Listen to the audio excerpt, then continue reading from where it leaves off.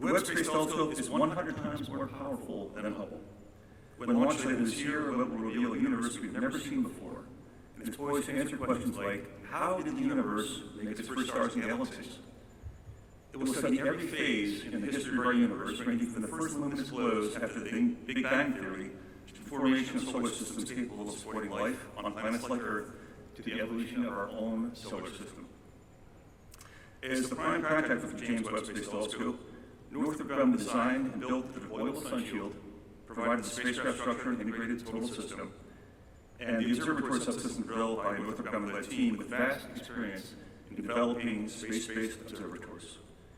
Following a shipment from our integration facility in Redondo Beach, California, last month, Webb has arrived safely and securely in Peru, French Guiana, where it's being prepared for launch later this year.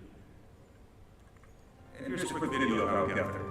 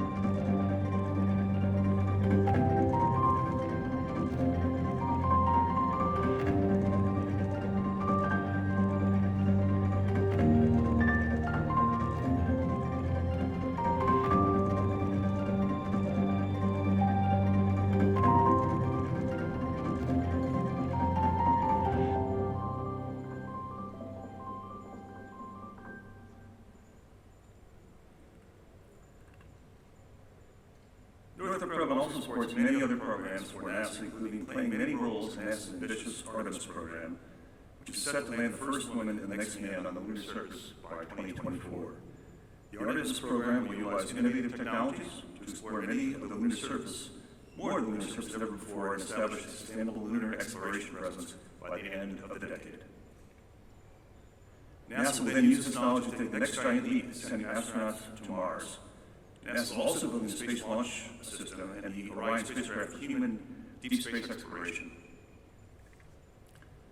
With the help of commercial and international partners, NASA will develop new opportunities in lunar orbit, including a platform called the Lunar Gateway, which will aid in surface exploration and serve as a stopping point on the path to Mars. NASA has awarded Northrop Grumman the contract to build the habitation and logistics outpost, or the HALO, as we like to know it, HALO module for the Lunar Gateway. This will be the first habitation module that will be deployed for lunar orbit, serving as both a crew habitat and a docking hub for system lunar spacecraft, or spacecraft that can navigate between the Earth and the Moon. HALO will be able to support a crew of 4 astronauts for up to 30 days and will have command, control, and data capabilities, energy storage, power distribution, thermal control, communications, and full tracking capabilities. HALO will feature up to 4 docking ports for visiting spacecraft, including NASA's Orion spacecraft and other logistics support vehicles. HALO will enable sustainable and flexible exploration of the Moon and is necessary for future deep space exploration and the ultimate journey to Mars.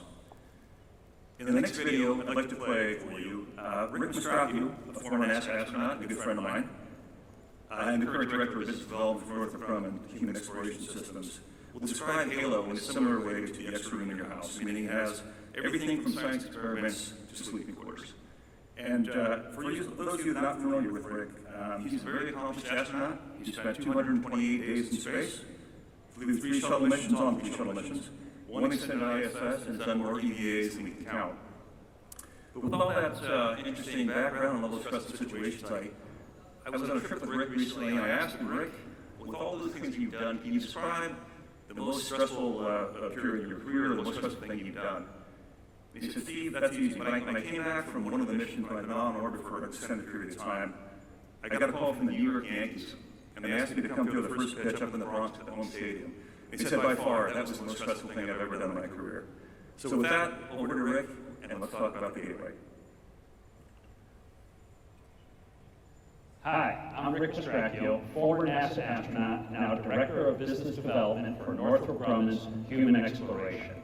Behind me is a mock-up of the Habitat and Logistics Outpost, or as we call it, the HALO module. The HALO module and the power and propulsion element will be delivered to lunar orbit to make up the first components of NASA's Gateway.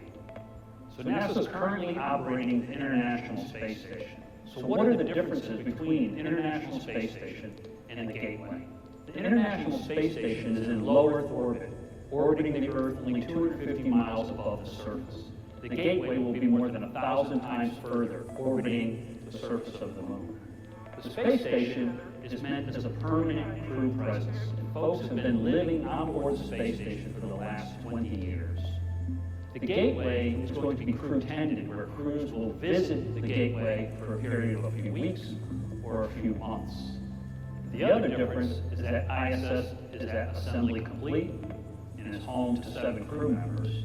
HALO and the PPE are just the first components of the Gateway, with plenty of room for future growth.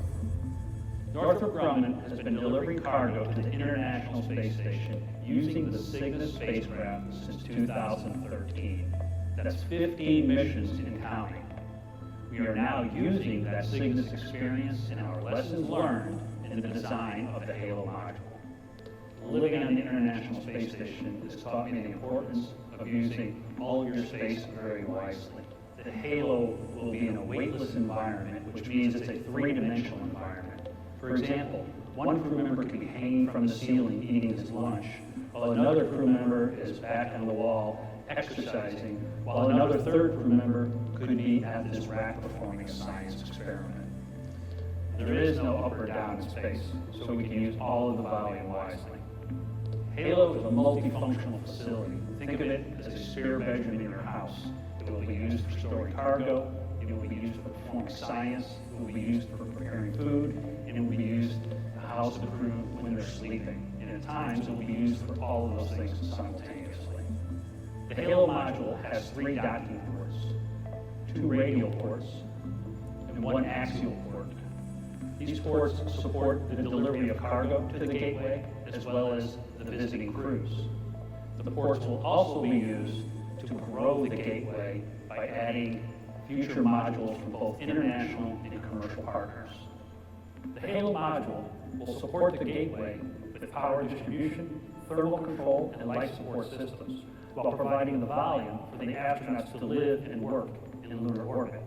It also acts as a communication relay between the astronauts working on the surface of the Moon and mission control back on Earth. Northrop Grumman is proud to partner with NASA to establish the first permanent human presence in lunar orbit in support of sustained exploration of the lunar surface and onto Mars.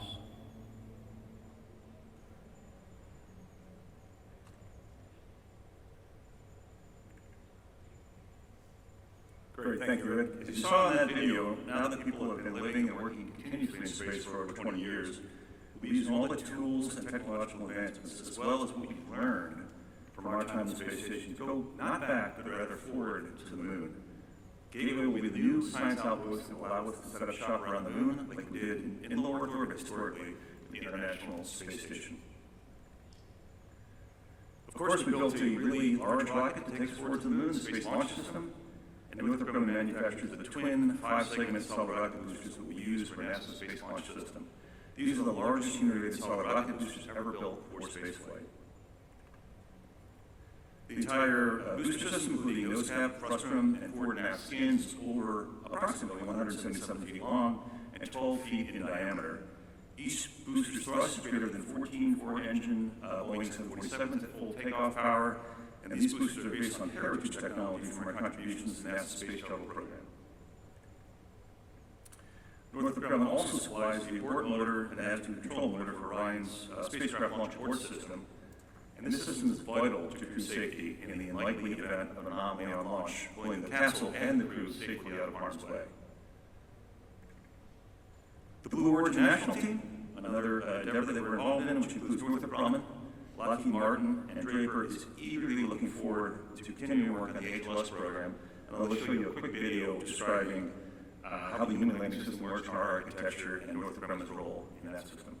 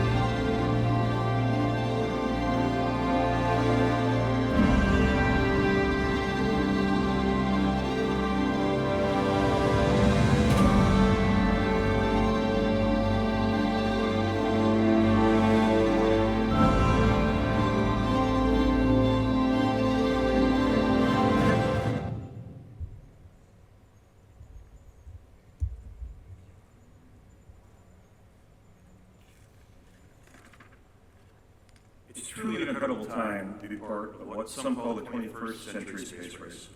We're seeing incredible innovations that could potentially lead to space vacations and orbiting space hotels, point-to-point travel through space, and eventually humans on the Mars surface. This year, SpaceX achieved a major milestone, launching humans to the International Space Station from the United States, a first since the retirement of the Space Shuttle in 2011. Other companies such as Blue Origin and Virgin Galactic have both had successful milestones in suborbital space tourism, launching the first cruise to the edge of space earlier this year. And commercial companies continue to play an increasing role in the space industry, launching rockets and satellites, transporting cargo and crew, and building infrastructure in low Earth orbit and ultimately around the moon. And the scientific discoveries we make along the way will foster opportunities to turn new knowledge into things that will ultimately improve our life here on Earth. Probably the most interesting thing you'll see today in my role with civil and commercial satellites, my team has pioneered a new market in space, providing in-orbit satellite servicing to geosynchronous satellite operators using the Mission Extension Vehicle, or what we call the MEV.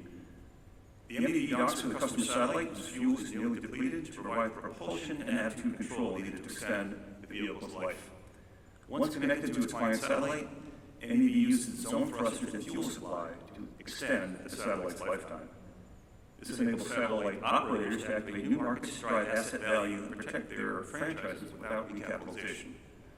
This enables a great new market and ultimately a more efficient use of capital in the space arena. And when the customer no longer desires MEV service, the spacecraft will undock and move on to the next client satellite. Our Mission Extension Vehicle 1, or MEV-1, the industry's first life extension vehicle, completed its historical docking to an Intelsat satellite in February of 2020. The second extension vehicle, MEV-2, docked the Intelsat IS-1002 satellite on April 12th this year. Both missions are ongoing, successful, and performing nominally. This next video I'd like to show you is highlights from MEV-2's historic rendezvous with the IS-1001 asset in geosynchronous orbit. The video shows real imagery, again, real imagery. This is not a simulation, it's real on-orbit imagery of the MEV's approach and docking in the geo-orbit, marking the first time docking has been performed on an operational geosatellite, carrying live traffic with absolutely no customer signal perturbations. If all the satellites tomorrow were to disappear, everyone would immediately notice, not because they would see them, but because most of the services that we rely on every day wouldn't work.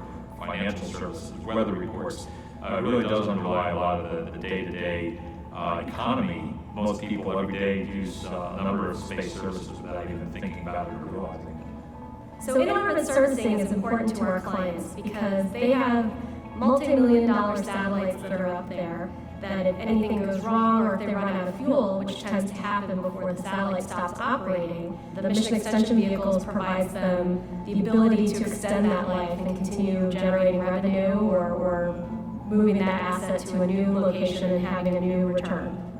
This is the first time the two satellites that aren't designed to come together have done it, and we did it successfully twice. The mission extension pod is a small spacecraft. It's about the size of a dorm room refrigerator. These mission extension pods are installed on their client satellites in orbit by our other servicing spacecraft, which is called the Mission Robotic Vehicle. And then when it's attached, it extends the lifetime of that client by an average of 6 years. The Mission Robotic Vehicle is essentially an MEV, but combined with a robotic payload that is being supplied by DARPA. It's the most sophisticated robotic payload that will ever have flown in space, and it's able to perform a wide variety of functions, servicing of satellites. So, for example, some satellites might have trouble extending a solar array or an antenna. The MRV could help to try to imagine sticking it with its robotic arms. It can perform inspections, it can install the mission extension pod, and potentially in the future, if there are clients that are designed to be serviced in orbit, it could install upgraded payloads or remove old payloads. So it's quite a flexible vehicle, and we think that many of the applications it will be used for may not even have been imagined yet. If you think about this from the perspective on one of the defense side, the threat is always changing. So for both the commercial customers who want to react to changes in the market and the government side who have other challenges that they're responding to, the ability to have satellites that are constantly refreshed and kept up to date with today's technology and not what was current 5 or 10 years ago when it was being designed would be a paradigm breaker for how satellites are built and operated. Once you fundamentally rethink what is possible through use of these path-breaking technologies, we're changing the way that spacecraft have been thought about. And to date, it's always been, I build something, I fold it up, I fit it in a launch vehicle, it lasts 15 years, and then it dies, or maybe it dies before that because something breaks. Now you can fix things, you can build things. There are capabilities that we've never had before, but in the future, on-orbit architecture where everything is serviceable and everything is upgradable and repairable. It's a completely new way of thinking about space, but we're defining a new reality in which that will be possible.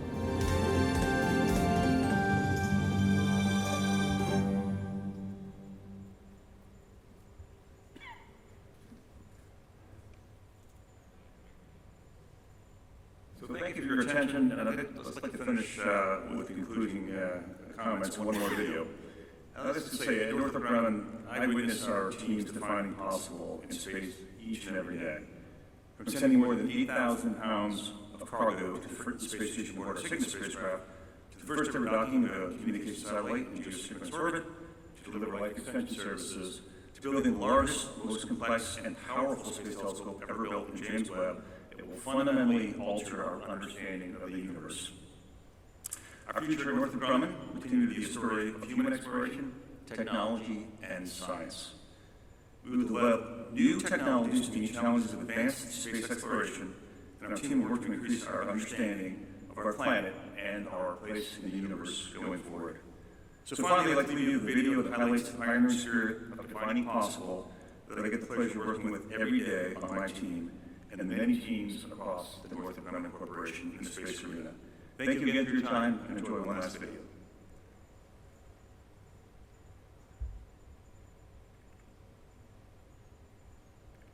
Somewhere past the edge of connection beyond the boundaries of tomorrow lies a special kind of impossible, a kind of impossible where pioneers forge ahead.